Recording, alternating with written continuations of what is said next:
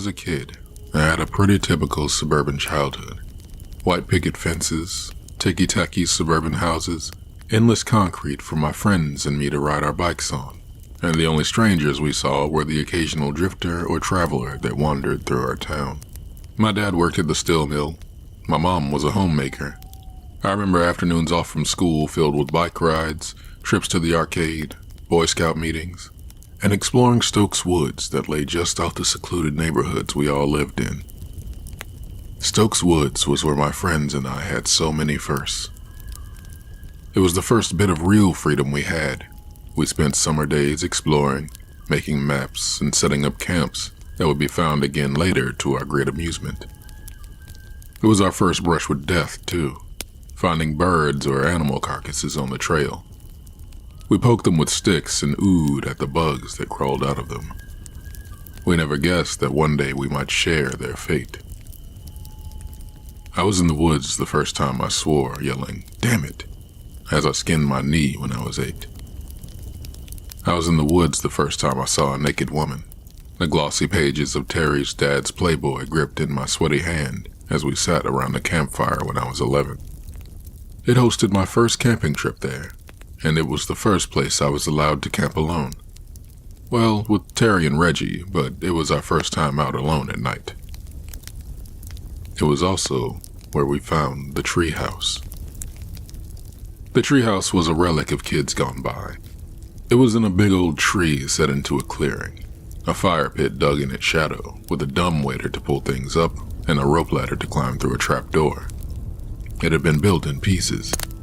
There was a wall inside with the signatures of kids who had added to it, complete with dates and when they had completed them. When we came across it one afternoon, our 9-year-old eyes growing wide with wonder, we knew we had found something special. Over the next few weeks, we replaced the rope ladder, cleaned out the fire pit, and replaced the dumbwaiter rope. We painted it too, finding some paint at the junkyard and painting the faded treasure in a wash of purples and browns and golds. We added a bike rack, again with the wood from the junkyard, and signed our names and date to the wall when the project was done. The easy trip to and from the yard made me believe that the treehouse might have been constructed from things they found in the junkyard. We asked old man Macy, the caretaker, and he said that kid had been coming and going for years, taking stuff for a project in the woods. He was glad it had been put to such good use. We had been playing and camping and using the treehouse for a couple of years when Terry suggested a Halloween sleepover. "It's on a Friday. We can camp out in the treehouse, eat candy, and tell scary stories." I thought it sounded like a great idea, and my parents agreed. 3 kids alone in the woods may sound weird to some of you, but the town we lived in was very rural. Our town had a population of around 1,200, and crime was almost non-existent. Besides the odd traveler that sometimes blew through, you knew your neighbors very well. We had camped in the woods for the last 2 years, and the Boy Scouts had taught all of us how to camp safely and not burn down the woods. That night, we all hit the streets as soon as the lamps came on. We set out with pillowcases in hand and embarked on a sweet journey to collect the most candy. As we always did, we had a theme, and we were all dressed as Avengers when we went out to trick-or-treat. I was Hawkeye, bow slung over my shoulder, homemade costume and cheap mask covering my eyes. Reggie was the Hulk, body painted green with absurd foam Hulk hands on his real hands and a cheesy mask frozen into the eternal grimace. Terry was Captain America, his store-bought costume topped off by a trash can lid shield that he had painted a star on. We moved from house to house, striking poses and delighting adults as they filled our pillowcases with candy. By the time the porch lights started going out, we had bulging sacks ready to burst from candy. We stopped at our homes, dropping off a little excess candy and getting our camping stuff. We told our parents where we were going, and my mom kissed me goodnight and told me to come straight home if there was an emergency. And with that, we set off. We walked the familiar trails into the woods. Our backpacks were bulging from our candy sacks, and the night was lit by a full and ghostly moon. Terry and Reggie talked excitedly about the candy, wanting to tell ghost stories as we ate it. But I kept getting distracted. I could swear there was a noise out in the woods, a bird or a high-pitched wind. As we moved towards the treehouse, it seemed to follow us.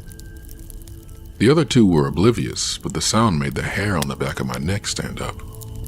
It came closer and closer, never quite reaching us, but seeming to pass us sometimes. I heard it behind us, heard it in front of us, and how the others were oblivious was beyond me. When the treehouse rose up to greet us, it was a real relief. In the light of the full moon, though, it looked ghastly and strange. I had thought the noise would cease to be an issue once we arrived, but it didn't. As we loaded our bags on the dumbwaiter, I could swear the whistling still surrounded us. I rushed them a little, gaining some grumpy looks, but I wanted to be out of the woods and into the safety of the treehouse. Once we were safe inside, lanterns on and candy spilled onto the floor, I began to feel at ease. This was our sanctuary. Nothing bad could happen to us here. We were children who had yet to experience loss or real trauma. We were secure in our knowledge that our parents would still protect us from anything, no matter how bad it got. We were foolish, but children are supposed to be foolish, I guess. Reggie was halfway through one of the full-size candy bars the Hudsons had been giving out when Terry suggested we start ghost stories. Terry loved scary stories, and he usually had a pretty good collection of them from the internet or wherever. Reggie pulled a beanbag chair over from a corner, and I dragged a camp chair over so we could group up around the lantern. Typically, we would all tell our stories around the fire pit, but I think we all sensed that tonight it was better to be inside. Halloween was unique, somehow. It was best to be inside after dark. Terry brought the flashlight up under his chin, tilting the light knob down on the lantern, and grinned at us ghoulishly. "This is a true story. I swear it on my life," he said theatrically before beginning his story. He told us a story about a kid plagued by the ghost of a hobo he and his friends had accidentally killed. They had been playing a trick on him, and he had choked to death on a sandwich. After he died, the boy kept seeing him around, in windows or on street corners, but his friends wouldn't believe him. Then, while the boys were at a sleepover, the ghost struck. I found myself distracted as he told the story, though. The wind blew against our treehouse, creaking it in the branches of the old tree. But beneath the wind was a sound. That same whistling was coming from outside. A high-pitched keen that was not altogether tuneless. As I listened to it, it almost seemed to move through the surrounding trees as Terry wove his story. Terry came to the climax of his story, and the boy's friends died badly. The boy escaped the sleepover and ran back to his home. The ghostly hobo dogged his heels, screaming his name as he chased him through the quiet streets. But the boy had made it home and slammed the door in his rotting face. He had leaned against it, safe at last, but as the banging began, he remembered one important fact. His parents were gone, Terry said, grinning in the flashlight beam. He might have made it home, but he was still at the mercy of the ghostly apparition. Terry told us how the door had bowed inward, the ragged hands pushing the wood like wax paper. But I felt my attention dragged away again. I could still hear the whistling again, closer now. And I could swear there was another noise too. Rustling leaves maybe, or leaves crackling underfoot. Was someone outside our treehouse? And as Patches pushed at his door, trying to catch him, the boy snuck out of his window and disappeared into the night, never to be seen again. Terry seemed to notice that I wasn't really paying attention. Oh, come on. That was a great story. Huh? Yeah, sorry. Something was distracting me outside. Reggie looked quizzically at me. What was it? I thought I heard someone outside moving around on the leaves. Terry turned to look at the bare window, and Reggie walked over to look out into the inky blackness. The moon cast an odd light over his face, but as he scanned the ground, it gave away no sudden surprise. He shrugged his already broad shoulders and returned to his beanbag chair. He reached for a candy bar and started unwrapping the silver foil. Nothing there. He said after Terry and I stared at him for a few seconds. Must have been the wind. Terry began another story about a shadowy creature that lived in a stairwell. As he laid out the narrative, though, I could hear the whistling again. It wormed into my consciousness, spinning through the trees outside like a drunken bird. I could hear the leaves crunching again, the wind making them rustle like skeletal wind chimes. And suddenly, I too wanted to go to the window and look into the night. I was trying to listen to Terry's story, but the more I tried to pay attention to it, the more I heard the noises from down below. Terry looked miffed when I interrupted his story to drag up the rope ladder. I latched the hatch and came back to find him with his arms crossed and an indignant look on his face. Think you can do a better story? Well then, hotshot, have at it.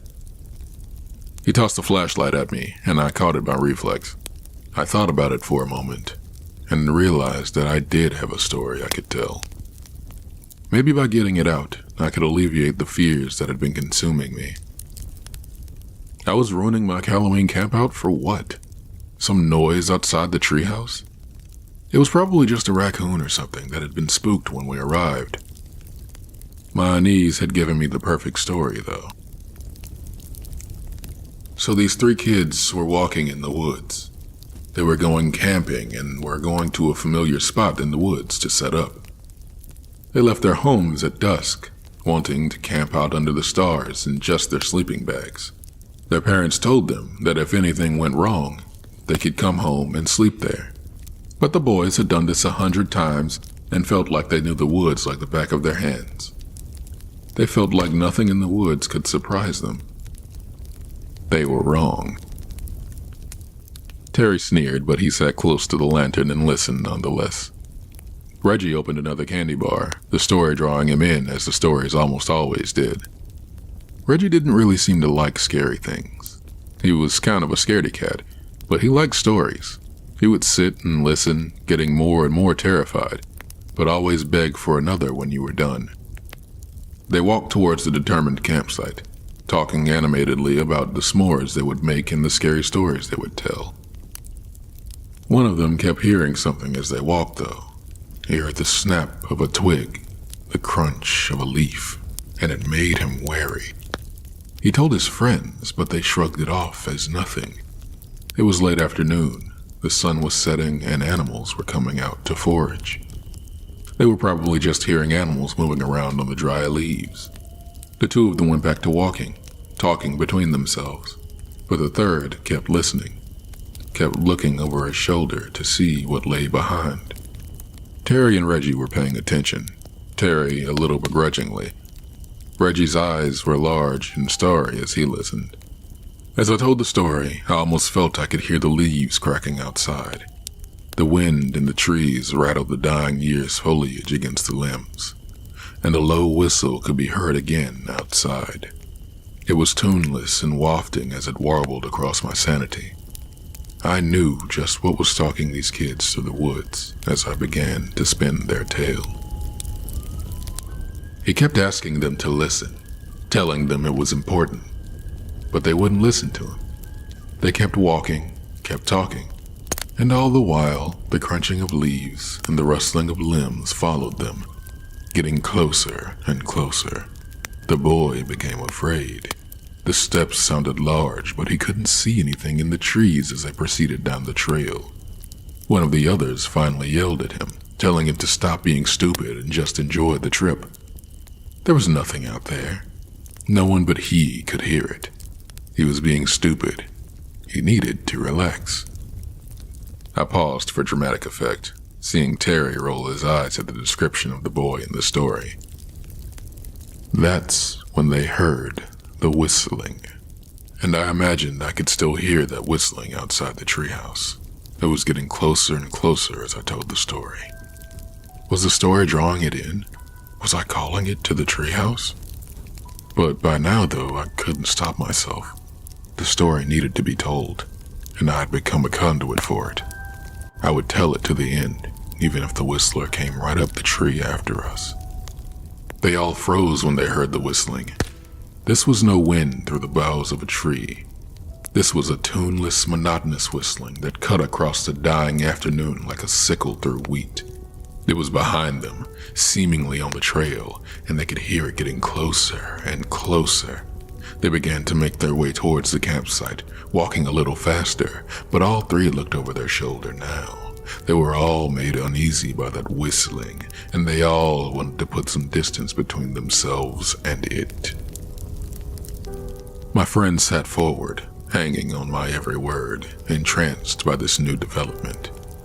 Outside, I imagined I could hear the whistling coming from just outside the clearing. They didn't talk anymore. They didn't laugh and they didn't joke. They let their feet take them ever onward, but the whistling followed them. The friend who had insisted it was nothing said that maybe they should speed up a little bit. The campsite couldn't be far. Once they were there, they could take a side trail and get back to town, or whatever it was would leave, and they could get back to their campout. The other two agreed, but all of them knew that the campout was already canceled. None of them would sleep here tonight, not willingly.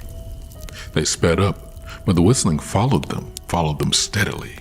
One of them said that they should stop and confront the whistler. He must be human.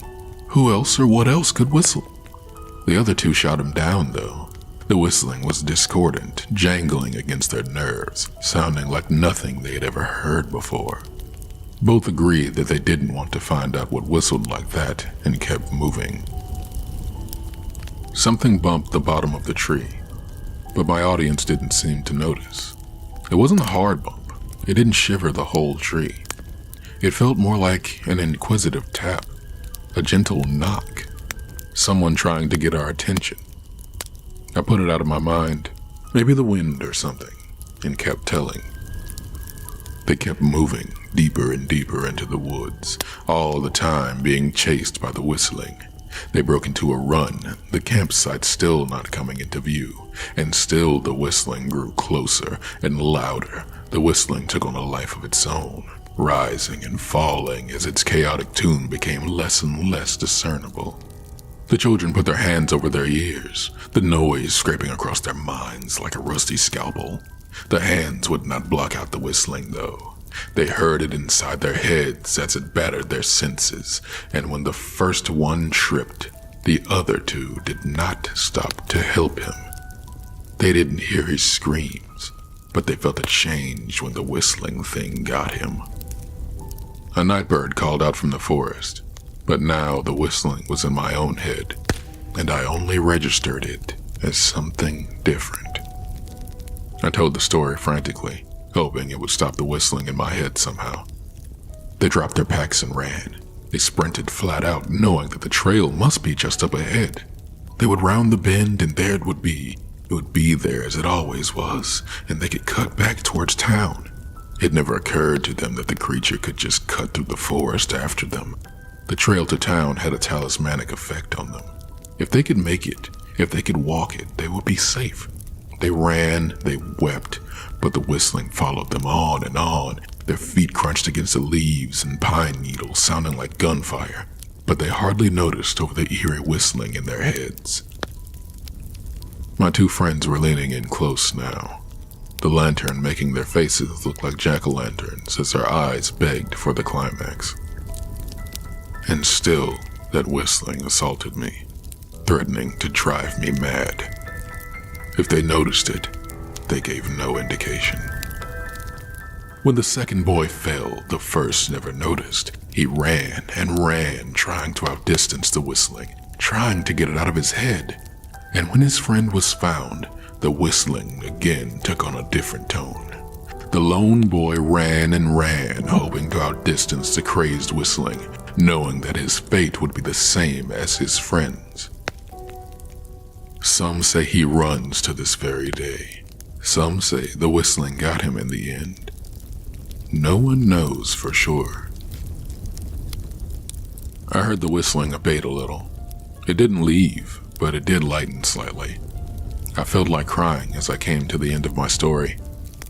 Maybe I would be allowed to live, where the boys had died. The search parties found their backpacks 2 days later, animals having worried them to get at the food. They found the campsite bare, no fire having been lit in weeks. Of the boys, they found no sign. No trace was ever found, not a scrap of clothing, not a footprint. They were never seen again, but the children in the area say that you can hear the whistling in the woods on quiet nights. On those nights, it's best to stay indoors. The whistling takes all who venture too close, and the whistling will haunt you for the rest of your life, however long that is. That was when the whistling stopped. It stopped so abruptly that I wondered if it had ever been there at all. For a 10-year-old to question his mental stability is a strange feeling, but at that moment, I was just glad it had passed me by. The other two shook off their rapture, looking as though they had been hypnotized, and Terry blew out a long breath. Well, damn. That was a good story. I can't top that. And suddenly I'm feeling kind of tired. Yeah, Reggie said dreamily. Me too. I think we should go to bed. I would have argued with them most nights, but tonight I was as drained as the rest. We laid out our sleeping bags and burrowed down, dropping off quickly without the usual talk that precedes it. I'd like to tell you that this is where the story ends. I wish I could, but that wouldn't be doing justice to the memory of my friends. I awoke in the wee hours of the morning when someone threw a pillow at me. It was not thrown playfully. The throw was hard, angry, and directed at my face. I sat up, rubbing my cheek, and became aware of the keening whistle that had returned. It was louder than ever, and it chilled me to the bone. For God's sake, stop it! Terry yelled, staring daggers at me. Your story was good. We all said so. But trying to scare us with this stupid whistling isn't funny. I heard someone crying and looked over to see Reggie in the corner with his hands against his face. The whistling was loud and discordant, just as I described in my story. And it appeared I wasn't the only one who could hear it now. Terry looked madder than I'd ever seen him, and Reggie was clearly terrified after the story I had spun. It's not me, I swear, I told Terry. He glared at me for a few seconds before realizing that I was right. He had woken me up. How could I be the whistler? He moved to the window and I joined him, trying to see the source of the whistling. Most nights we would have seen nothing in the inky darkness, but under the light of the full moon, the yard was shadowy but visible. As we scanned the yard, we could see little. The fire pit below, the logs we sat on as we toasted our marshmallows and wieners, the woodpile we had tarped against the rain. I had almost decided to go check the other window when Terry gasped like a stepped-on cat. I looked and saw a man in a long cloak step out of the tree line. He was dressed in a dark gray coat, long and flowing like a trench coat, and a tall cowboy hat, making him look almost 7 feet tall as it poked for the skies.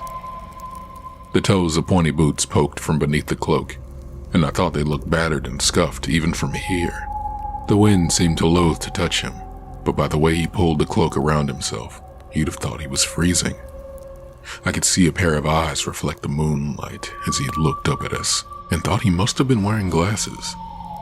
Of him, we could see very little under the cloak, but he made me very uneasy.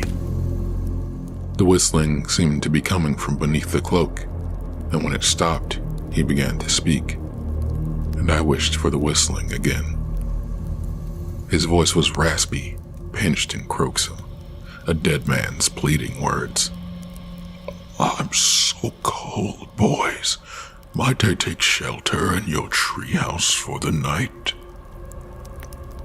I shuddered, not knowing what to say. Somehow, Terry found his voice. Go away. Our mothers told us not to talk with strangers, and we don't know you. Please, boys, kind boys. Didn't your mothers teach you hospitality? Let an old man come in out of the cold, he pleaded. No, Terry said, and moved away from the window as though the man might somehow leap through the window. The man didn't yell, he didn't plead, he just sat on the log beneath our tree and continued to whistle. The jagged cords wafted up into the treehouse, and I saw Terry shudder. He picked up a boot that had been part of my costume and went to the window to throw it at the man. Terry sent it sailing, but hissed when it didn't connect. He threw several other things as the whistling assaulted us, but the man never seemed to be where he was aiming. Terry cussed loudly, reaching for the lamp. I wrapped my arms around it, begging him not to. It's all the light we have, Terry, please. He tore it out of my arms, growling as it came free. He chucked it at the old man, the heavy plastic thing not even getting close to the target. It broke on the ground, shattering and fizzling with an electric pop. The inside of the treehouse was darker for its passing, the three of us now sitting in near darkness. The whistling went on, though. The man never seemed to run out of breath, and the shrill noise took its toll on all of us. Reggie began to rock in the corner, sobbing loudly as the man whistled and whistled below. Terry screamed at him from the window, his rage never ending, as I covered my ears and tried to keep the threads of my sanity together. It seemed to last for hours, for days, and as I sat with my eyes closed, I prayed it would end.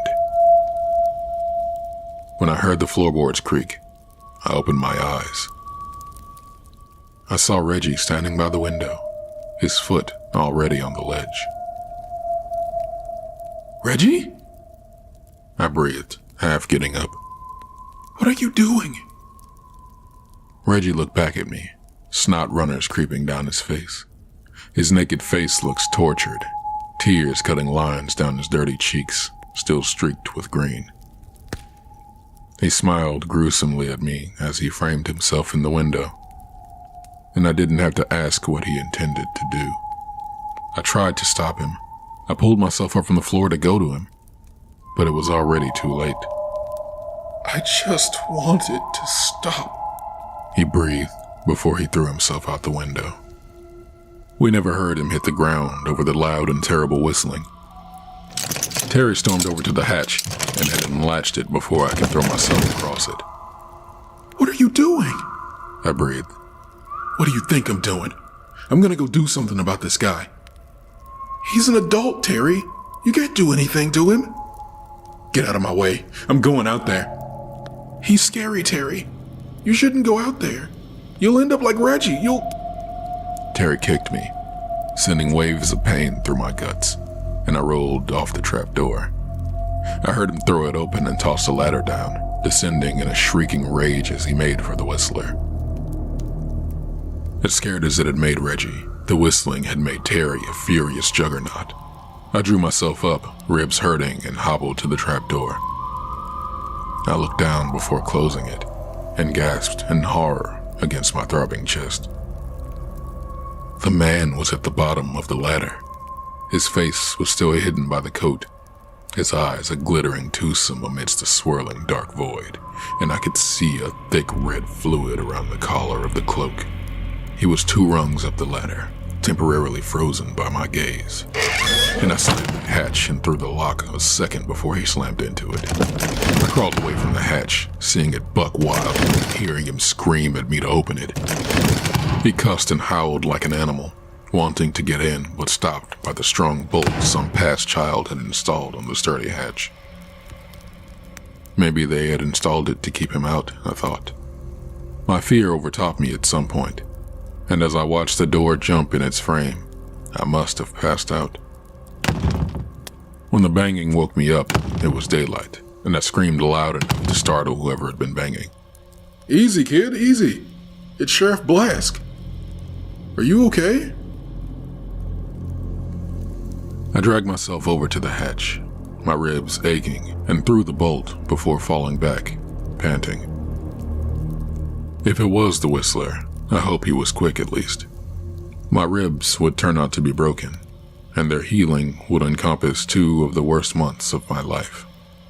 Every time I breathed in, I was reminded of the whistler and that last encounter with Terry. At that moment, though, I didn't care what happened. I just wanted it to end. Sheriff Blask pushed the flap open, though, and I guessed I'd get to live another day. He took me to the hospital. He took me to the waiting arms of my parents, who pulled me into their warm embrace and threatened to never let go. I had been missing for 2 days, they told me, and when the police had seen the state of our treehouse, they feared the worst. They never found any sign of Terry or Reggie. I told them what had happened. I told them about the whistling man, Reggie's fall, and Terry charging from the treehouse to attack him. I told them about how I'd locked the trapdoor and passed out as I watched the man try to batter his way in. They took my statement, searched those woods with officers and dogs and every able-bodied set of legs in town, but they never found anything. Not a scrap of cloth, not a drop of blood. My friends were just gone. That was 8 years ago. I've seen that night in my dreams every night since. The events live on in my memories, and I often wake up screaming as the man tries to break the hatch open. In my dreams, I don't pass out. In my dreams, the hatch doesn't hold. In my dreams, I wake up as he wraps his hands around my throat and drags me towards that pitch-black maw he hides behind the coat. I haven't been back to the forest since that day, and I don't think I ever will. Lately, though, I've been hearing the whistling as I lie in bed at night. I look out the window, my backyard butting up to the woods, and see 2 small figures hovering on the outskirts. Sometimes the man in the coat is there too, but I know better than to try to tell my parents. They're gone when they get there, and I just end up looking crazy. I leave for college next week, and I've chosen one in the middle of a big city. I plan to attend it because the closest collection of more than 4 trees is 60 miles from my dorm. I'm hoping that distance will stop these apparitions, but I don't know. I can hear the whistling now, even as I write this. I can hear my dead friends' soft calls as they entice me to come out and play. I can hear that whistling as it scrapes against my nerves yet again. I hear it, and I hope that I get to leave for college before it becomes too much to bear. Before it calls me back to the treehouse once more.